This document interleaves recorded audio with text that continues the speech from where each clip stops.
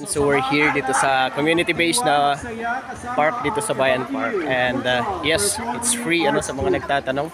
Ayan, please coordinate sa SEP mo natin sa mga permits na kailangan po natin i-secure kung may mga activities tayo dito. Ayan, of course, para mas organized po yung ating park. Ayan, nandito pa rin yung sinasabi nilang bangus na slide. Ayan. And syempre yung isa pang slide. Marami pang slide sa taas. Ayan, ang kagandahan. Oo, di ba? And of course, we are enjoying yung park na. Ayan, nandyan yung ating mga park goers. Ayan, unang-unang park goers. Di ba? Ayan. And yes, there you have it, ladies and gentlemen. Ayan, fully open na po ang ating community park dito sa Aurora Hill Bayan Park, Baguio City.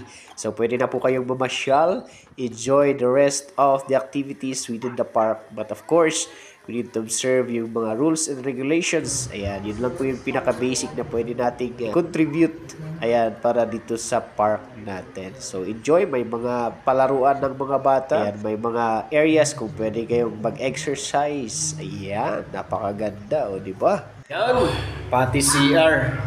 Di ba? Ayan, kasosyal yung kanilang salamin. Ayan, pati yung nila. Naging totoong tao. Ayan.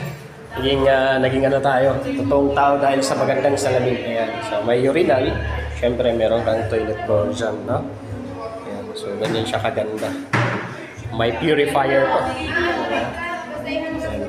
Ayan, kung lalaki, tsaka syempre yung pang babae. So ayan po yung tanong ninyo kung may CR ba o wala. Ayan na po yung kasagutan, no?